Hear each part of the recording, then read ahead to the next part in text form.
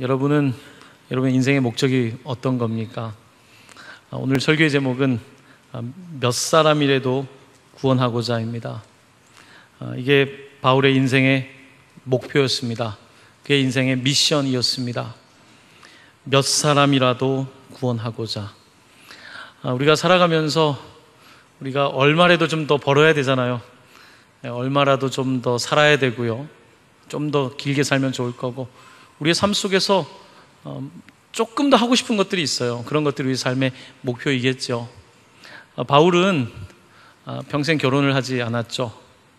그의 개인적인 이익을 위해서가 아니라 다메섹에서 예수를 만난 이후에 그의 삶의 목표는 바뀌었습니다. 몇 사람이라도 구원하고자. 이것이 바울의 인생의 목표였습니다. 이런 인생의 목표를 가지고 산다면 우리의 하루가 얼마나 달라질까요? 오늘 우리의 인생의 목표가 몇 사람이라도 구원하고자 하는 것이라면 오늘 하루에 우리의 삶이 좀 어땠을까요? 오늘 아침에 눈 뜨고 나서 오늘 하루의 시간들 가운데 여러분은 몇 사람이라도 구원하려고 하는 그런 마음이 있었습니까? 내가 그런 일을 위해서 뭔가 조금 더 시간을 써야겠다, 좀 더 시간을 쪼개야겠다, 내가 가지고 있는 것들을 어떻게 해봐야겠다, 이런 생각들을 해보셨습니까? 우리가 선교사가 된다는 것은 해외에 나가서 선교하고 복음 전하는 것도 있겠지만 사실은 일상의 삶 속에서 몇 사람이라도 구원하고자 우리의 시간과 자원을 끊임없이 하나님께 드리는 그런 삶이 아마 선교적 삶일 것입니다. 예수님께서는 이 땅에 선교사로 오셨습니다. 우리가 하나님의 선교라고 하죠. 삼위일체 하나님이신 성부, 성자, 성령 하나님은 먼저는 성부 하나님께서 아버지가 아들을 보내신 거예요. 이 땅으로 보내신 것, 하나님의 선교입니다. 아들이 이 땅에 오셔서 구원의 사역을 하셨습니다. 몇 사람이라도 구원하기 위해서.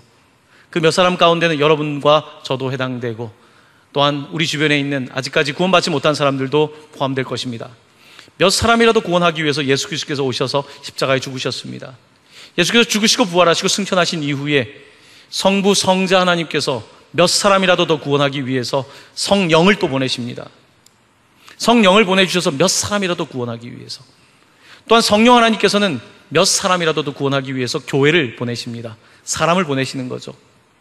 바로 이와 같은 선교적인 하나님, 미시오 데이, 바로 하나님의 선교, 바로 이것은 끊임없는 파송의 사역을 말하는 것입니다. 사람의 손이 닿지 않는 곳에 하나님께서 파송하시는 것이죠. 문화가 다른 곳에, 언어가 다른 곳에, 우리의 손이 닿지 않는 곳에 끊임없이 하나님께서는 우리를 파송하시고 바로 하나님의 선교를 이루어 가시는 것입니다. 바로 그와 같은 선교의 사역에 우리는 부르심을 받았고, 또한 그동안 우리가 선교 사역을 해왔지만 또 이번 여름에도 네팔에 10분의 성도님들이 떠나가게 되는 것입니다. 예수님의 인생의 목표는 몇 사람이라도 구원하는 것, 바로 우리 모두가 구원받는 것, 바로 이것이 하나님의 목표였습니다. 우리가 너무 잘 아는 말씀인데요, 성경 말씀 하나 더 찾고 싶습니다. 여러분 잘 아는 마태복음 28장입니다. 마태복음 28장, 마태복음의 마지막 장에 있는 말씀 함께 봉독하고 싶습니다. 마태복음 28장 18절에서 20절까지 예수님의 위대한 분부라고 할 수 있는 The Great Commission이라고 하는 예수님의 우리를 향한 마지막 당부의 말씀입니다. 우리 18절부터 20절까지 한 목소리로 같이 봉독하겠습니다. 예수께서 나와 말씀하여 이르시되 하늘과 땅의 모든 권세를 내게 주셨으니 그러므로 너희는 가서 모든 민족을 제자로 삼아 아버지와 아들과 성령의 이름으로 세례를 베풀고 내가 너희에게 분부한 모든 것을 가르쳐 지키게 하라. 볼지어다 내가 세상 끝날까지 너희와 항상 함께 있으리라 하시니라. 아멘. 예수님께서 하신 마지막 분부, The Great Commission이라고 하는 것은 너희가 가서 모든 민족을 제자로, 누구의 제자입니까? 예수님의 제자로 삼아서 아버지와 아들과 성령의 이름으로 그들에게 세례를 베풀고 그들을 가르쳐서 모든 하나님의 말씀을 지켜서 행할 수 있도록 하게 하는 것, 바로 이것을 예수님의 위대한 명령, 위대한 분부라고 합니다. 여기서 위대한 분부, The Great Commission은 suggestion, 제안이 아니에요. 예수님께서 너희들이 이렇게 하면 좋겠다라고 하는 제안을 하신 것이 아니라 명령을 하신 거예요. 이 명령이 가장 중요한 우리의 삶의 이유와 교회의 이유, 목적이 되는 것입니다. 자, 그런데 이렇게 이들이 예수님이 승천하실 때 이런 명령과 분부를 받았지만, 여러분, 현실은 그렇게 녹록하지 않습니다. 우리가 선교해야 된다, 전도해야 된다 알고 있지만, 몇 사람이라도 구원해야 된다는 것 알고 있지만, 그게 현실적으로 쉬운 일은 아닙니다. 여러분, 한번 같이 우리가 18절 이하를 읽었는데요, 17절 말씀을 한번 보십시오. 자, 순서를 바꿔서 읽습니다. 우리 17절 한번 읽어볼까요? 시작. 예수를 배웠고 경배하나 아직도 의심하는 사람들이 있더라. 여러분, 17절 말씀이 우리의 현실입니다. 예수님이 부활하셔서 승천하시는데 아직도 의심하는 사람들이 있습니다. 우리는 예수 믿으면 막 금방 다 확신 차서 뭐 다 될 것처럼 생각하지만, 사실 성경은 굉장히 현실적인 책이기도 합니다. 사람들 중에 의심하는 사람들이 있었다는 거예요. 여러분, 매일매일 확신에 차서 생활하십니까? 아니잖아요. 우리 때때로 의심하잖아요. 때때로 우리의 연약함을 알고 넘어지잖아요. 하지만 우리가 넘어지고 의심할 수 있지만 변하지 않는 것은 바로 열방을 향한 구원의 분부는 변하지 않는다는 거예요. 의심하지만, 내 마음속에 불안함도 있지만, 선교든 국내에서 전도하는 일이든 막진 사역을 할 때 내 안에 불편함도 있지만, 우리의 의심도 있지만 여전히 그 명령과 분부이기 때문에 하는 거예요. 어떨 때는 혼자 있는 것 같습니다. 주님의 일을 할 때 혼자 있는 것 같아요. 하지만 주님께서 뭐라고 하십니까? 내가 세상 끝날까지 너희와 항상 함께한다. 바로 그 약속을 믿는 거예요. 바로 그렇기 때문에 우리는 그 약속을 믿고 끊임없이 선교하고 전도하며 나아가는 것입니다. 또 그렇게 하다 보면 놀랍게도 정말 몇 사람이라도 구원받게 되고, 몇 사람에게 복음이 들어가는, 참 사람의 생각으로는 상상하지 못했던 일들이 이루어지는 것을 보게 되는 것입니다. 하나님은 우리의 생각 아래에서 일하시는 분이 아니라 생각 위에서 일하시는 분이고, 우리의 감정, 현재 느낌에서 일하시는 분이 아니라 그 이상에서 일하시는 분이시기 때문입니다. 오늘도 하나님께서는 이와 같은 명령과 이와 같은 목적을 우리에게 주고 계시는 것입니다. 여러분, 릭 워렌 목사님이라고 잘 아시죠? 여러분이 아신다기보다는 많이 들어보셨죠? 목적이 이끄는 삶, 목적이 이끄는 교회, 이런 책을 쓰고, 또 미국의 세들백 교회라고 하는 참 놀라운 교회를 개척하고 일군, 참 많이 우리에게 알려진 목사님이죠. 이 목사님의 가정의 이야기가 흥미롭습니다. 이 릭 워렌 목사님의 아버지는 목사님이셨어요. 미국의 시골 교회에 목사님으로 50년을 목회했어요. 50년을 목회하고, 이분이 얼마나 선교적인 분이었냐면 무려 150개의 교회를 지었어요. 시골과 세계를 다니면서 성도들과 함께 150개의 교회를 지은 아버지를 둔 목사님이 릭 워렌 목사님이에요. 릭 워렌 목사님이 그냥 나온 게 아니에요. 그런 아버지 아래에 있었습니다. 이 릭 워렌 목사님께서, 그런데 이제 그 아버지가 이제 질병에 걸리고 이제 죽게 되는 거예요. 이제 암에 걸려가지고 이제 그의 삶이 얼마 남아있지 않을 때, 병원에 있을 때, 여러분, 암에 걸린 분들 가운데 저도 이제 병원에서 사역을 할 때 잠이 안 오는 분들이 있어요. 여러분, 얼마나 잠이 안 오겠습니까? 내 삶을 돌아보면서 막 잠이 안 와요. 왜냐하면 시간이 얼마 남지 않았기 때문에 막 잠을 못 자는 거예요. 막 이 침대 바깥을 막 나가고 싶은 욕망이 넘쳐납니다. 점점 그런 상황들을 겪으면서 얼마나 또 역동적이었던 목사님이었으니까 얼마나 답답했겠어요. 자, 이제 그에게 남은 시간이 얼마 남지 않은 때였어요. 그때 이제 사람이 좀 죽을 때가 되면 세미 컨셔스하다고 합니다. 의식이 완전히 깨어있지는 않고 조금 이렇게 그 과도기적인 한 중간쯤에 세미 컨셔스한 그와 같은 의식 세계를 가지고 있어요. 이 릭 워렌 목사님의 아버님이 그런 의식 상태, 완전히 깨어있는 것은 아니지만 의식을 어느 정도 유지하면서, 그러니까 현실과 비현실 사이를 조금 오고 가는 거죠. 자, 그런 상태에 있었습니다. 어느 날은 그런데 이분이 잠을 안 자는 거예요. 24시간 이상을 깨어있는데 계속해서 혼잣말을 하는 거예요. 꿈을 꾸고 있는 것 같은 거죠. 꿈을 꾸면서, 근데 꿈을 꾸는 게 의식 세계만 있으면 우리가 알 수가 없는데, 꿈을 꾸는 계속해서 그와 같은 세미 컨셔스한 모습 속에서 계속해서 무언가 이야기를 하기 시작했어요.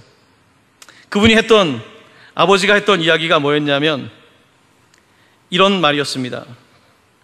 Gotta save one more for Jesus. 예수님을 위해서 한 명이라도 더 구원을 해야 된다. 이 말을 계속했던 거예요. 한 명이라도 예수님께 더. 이 말을 계속해서 아버지가 하는 거예요. 그 말을 계속해서 반복하고 있습니다. 그런데 그 말이 끝나지가 않았다는 거예요. 이제 죽음이 더 다가오는데 이 말을 100번도 이상 한 것 같아요. 한 명이라도 더 구원해야 된다. 예수님께로 한 명이라도 더. 이 이야기를 이제 시간이 남지 않았는데 계속해서 자기의 무의식 세계 속에서 계속 그 말이 나온 거예요. 자, 그런데 이 아버지가 이제 힘이 다 떨어지고 이제 너무 약해져 있는 때에 이제 릭 워렌 목사와 그 아내와 이제 조카랑 이렇게 앉아 있는데 그 연약한 손으로 그 릭 워렌 목사님의 머리에 손을 대더래요. 손을 대면서 뭐라고 이야기했냐면 아까 계속해서 했던 이야기. Gotta save one more for Jesus. 예수님을 위해서 한 명이라도 더 구원해야 된다는 말을 이 손을 얹고 한 거예요. 릭 워렌 목사님은 이 아버지의 유언 같은 깨어있는지 깨어있지 않은지 그 중간 상태의 의식 가운데 꿈을 꾸고 있는 것처럼 계속해서 끊임없이 한 명이라도 더 구원해야 된다라고 하는 그 유언 같은 말씀을 듣고 그가 그것을 마음에 새깁니다. 그리고 그가 세들백 교회를 개척하죠. 이 교회는 정말 전 세계에 영향을 미친 교회죠. 그가 쓴 목적이 이끄는 삶이라는 책은 전 세계에 수많은 사람들이 그 책을 읽었죠. 바로 한 명이라도 더 구원해야 된다라고 하는 그 메시지가 이 목사님 아들에게 있었던 거예요. 그래서 그 일을 하기 위해서 그걸 늘 부담을 가지고 목회한다는 거예요. 여러분, 삶의 목적이 정해진다는 것 얼마나 위대합니까? 목적이 이끄는 삶이라는 게 그냥 나온 책이 아니에요. 여러분, 내 삶에 목적이 있는 사람과 목적이 없는 사람은 하루를 쓰는 시간이 달라요. 똑같은 24시간 아닙니다. 목적이 갖고 있는 사람이 쓰는 시간과 목적이 없는 사람이 쓰는 시간은 완전 다른 거예요. 이 릭 워렌 목사님의 아버님은 150개의 교회를 짓고 50년을 목회하면서 그렇게 아들처럼 유명한 목사가 되진 않았지만 그 무의식 속에서도 한 명이라도 더 구원해야 된다고 하는 그 외침을 통하여서 아들에게 놀라운 유언을 준 거죠. 그리고 그 아들을 통하여서 놀라운 목회가 진행되고 있는 것을 보게 됩니다. 여러분의 삶의 목표는 뭡니까? 오늘 우리는 선교를 떠나는, 또 네팔에 이미 2명이 나가 있고 계속해서 우리 교회도 일본과 북한 선교를 하고 또 국내에서도 이런 모양 저런 모양으로 선교를 하고 있지만 오늘 우리의 삶의 목표가 몇 사람이라도 구원하고자 함이라고 하는 이 바울의 그 고백이 우리의 목표가 될 수 있다면 우리의 방향이 좀 달라지겠죠. 내가 공부하는 이유가 몇 사람이라도 구원하기 위해서, 내가 사업을 하는 이유가 몇 사람이라도 구원하기 위해서, 내가 오늘 가정을 이루고 내가 이렇게 살아가는 이유가 몇 사람이라도 구원하기 위해서, 내가 살아가는 모든 이유가 몇 사람이라도 구원하기 위한 것이 될 수만 있다면 우리의 삶은 얼마나 의미 있는 삶이 되겠습니까? 여러분, 사실 우리의 삶은 후회로 가득해요. 지금도 후회되는 것들이 다 있잖아요. 내가 작년에 왜 그렇게 살았지? 내가 왜 10년 전에 그렇게 살았지? 지금도 후회하는데 죽기 전에 후회할 일이 없겠습니까? 이 릭 워렌 목사님의 아버님에게 더 아쉬웠던 건 한 명이라도 더 구원하면 이런 마음일 겁니다. 우리 지금 권사님들 중에 아직도 매일 평일에 나와서 전도하는 분들이 있죠. 정말 놀라워요. 어떻게 저렇게 하실까? 더워도 하고 비가 나와도 하고. 그러니까 목표가 있는 거예요. 한 명이라도 더 해보고 싶은 거예요. 그것은 굉장히 사람들 보기에는 별로 저렇게 해서 효과가 있을까? 여러분, 우리가 전도할 때 전도를 해보지 않은 사람은 그런 이야기를 해요. 저게 뭐 효과가 있을까? 여러분, 그렇잖아요. 솔직히 뭐 효과 있습니까? 전도에서 1%도 전도 안 돼요. 뭐 그렇게 효과 있습니까? 뭐 네팔에 10분이 가서 뭐 하면 뭐 네팔이 갑자기 달라집니까? 뭐 효과 있습니까? 효율성을 이야기하고 경제적 원칙을 이야기한다면 무슨 의미 있는 겁니까? 여러분, 그렇게 따진다면 우리가 하는 모든 삶이라고 하는 것이 뭐 그렇게 효율적입니까? 내가 나를 위해서 보내는 시간은 그렇게 효율적입니까? 내 시간은 그렇게 아끼고 내가 가지고 있는 것도 그렇게 아끼면서 효율성을 이야기하지만 정말 한 사람이라도 더 구원하기 위해서 우리의 삶을 효율적으로 드리고자 하는 마음들이 있냐는 거죠. 하나님이 효율성이 없어서 아들을 보내셨습니까? 하나님이 구원의 효율성을 모르시겠습니까? 하나님이 구원하는 방법을 몰라서 예수를 보내고 십자가에 죽기까지 하셨겠습니까? 하나님의 방법은 효율성의 방법이 아니에요. 미련한 십자가에 도라고 말씀하지 않습니까? 여러분, 우리의 세상이 지금 어려운 것이 효율성이 부족해서입니까? 머리가 나빠서입니까?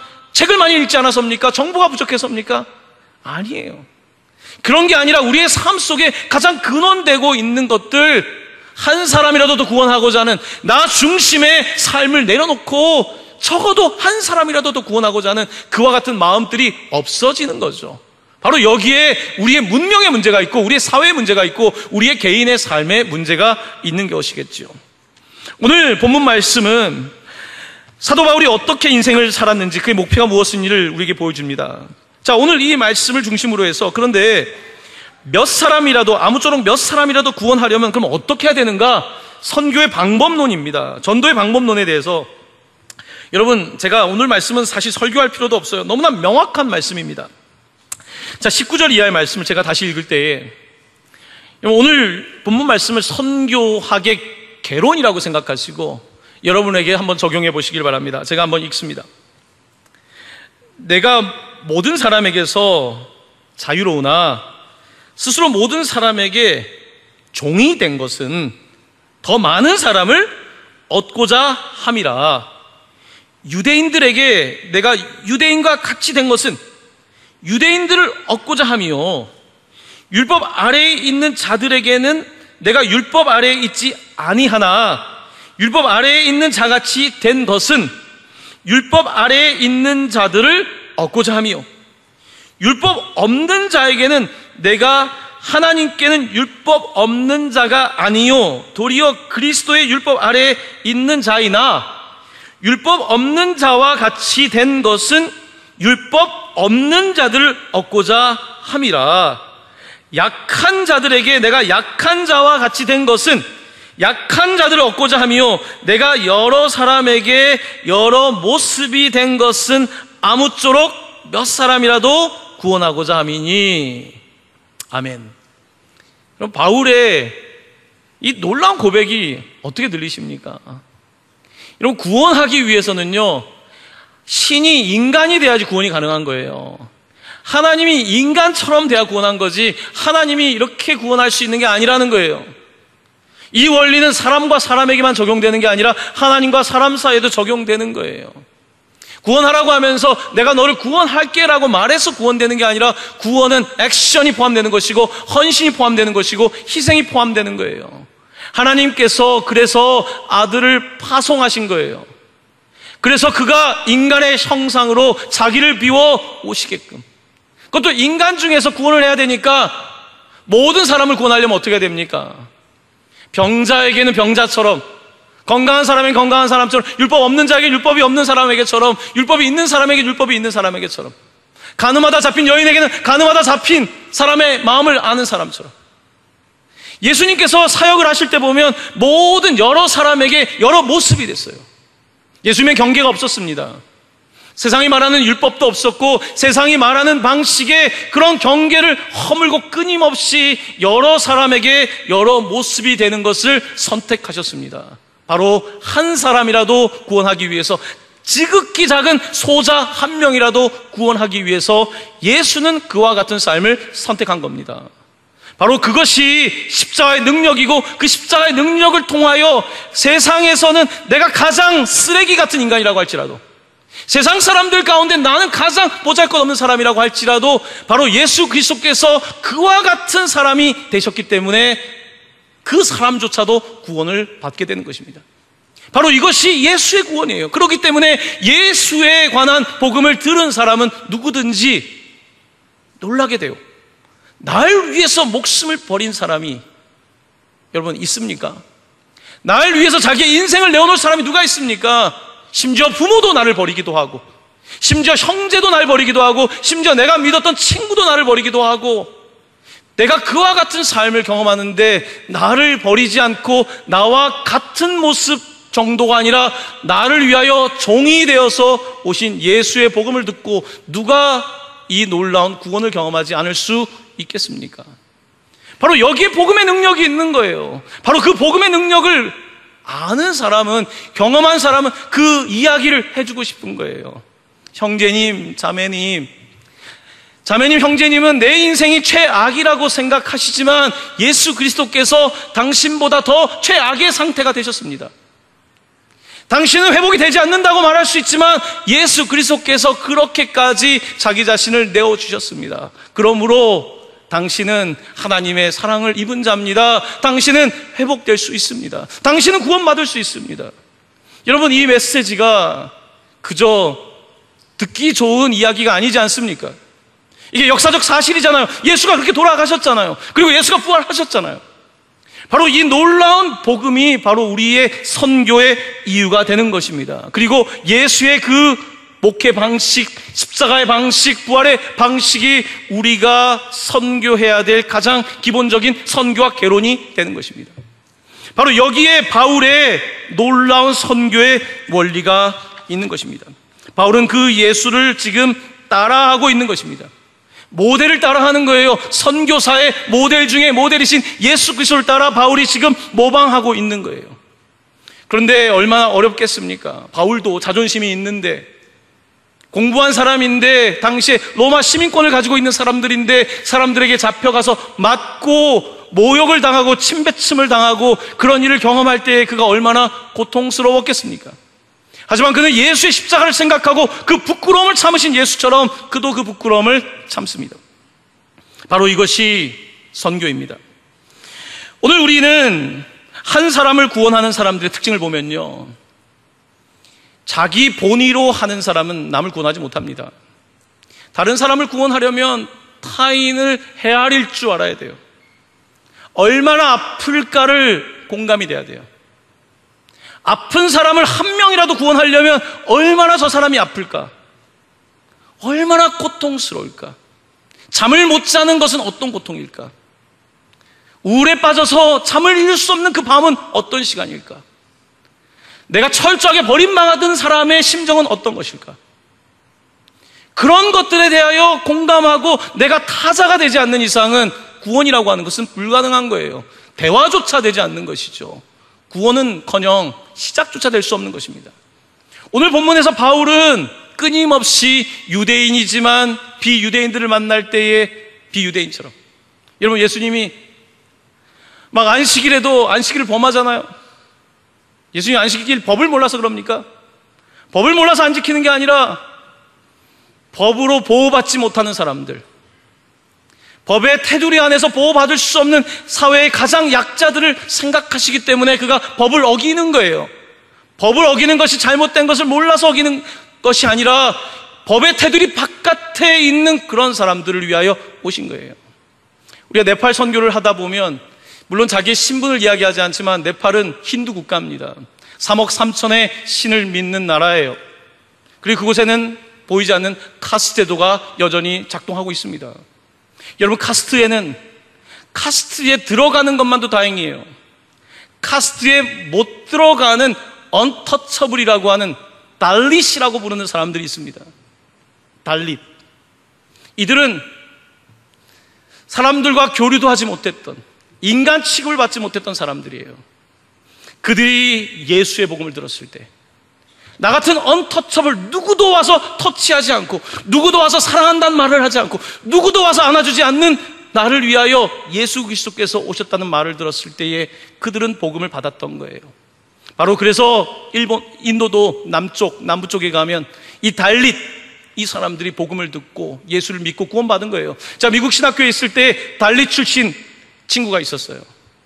이 친구는 언터처블이에요. 언터처블.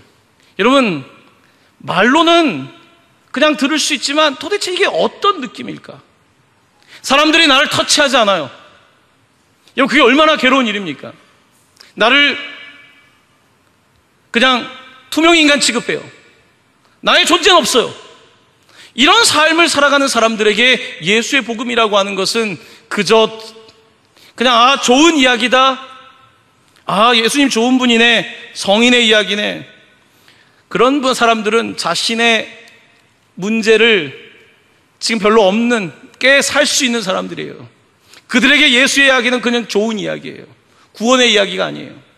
하지만 정말로 배고픈 사람에게, 정말로 목마른 사람에게, 정말로 죄로 인하여 고통받는 사람에게, 그리고 힌두교에서의 믿음처럼 다시 태어나도 또 시간 동안에 절대로 인간으로 환생할 수 없는 사람들에게, 그들에게 복음은 그냥 복음이 아니에요.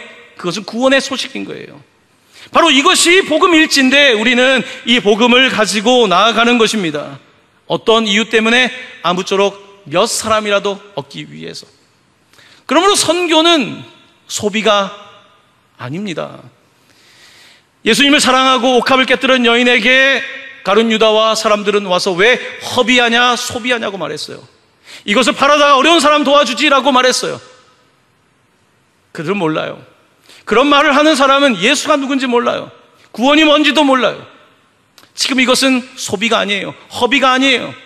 이것은 거룩한 오버플로우, 하나님의 구원의 역사가 흘러가는 것이에요. 그러므로 오늘 우리는 끊임없이 교회로서 모이며 이 미션,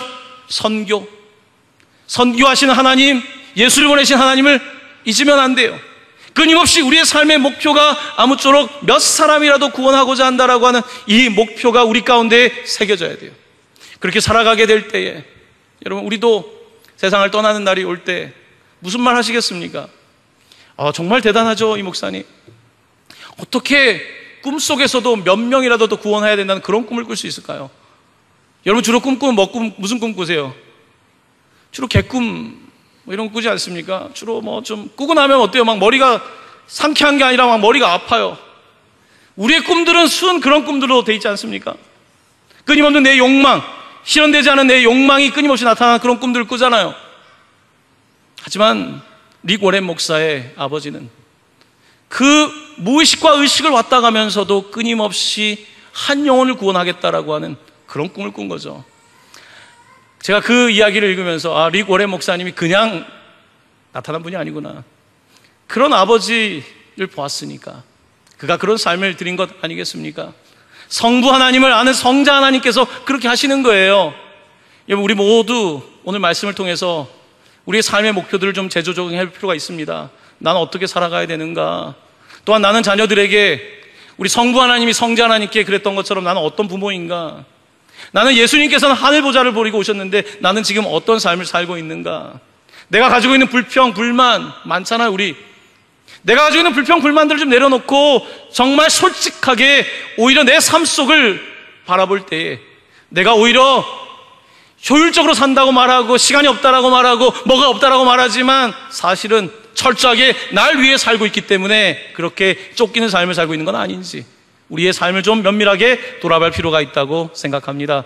사랑하는 성도 여러분, 오늘 특별히 파송받는 우리 네팔 선교 팀원들 또한 기도해 주시고 헌신하시는 여러분들께 감사를 드립니다. 우리 계속해서 다시 좀 우리의 삶을 좀 돌아보고 좀 헌신하고 결단할 수 있는 이 밤이 될 수 있게 되기를 예수님의 이름으로 간절히 축원합니다.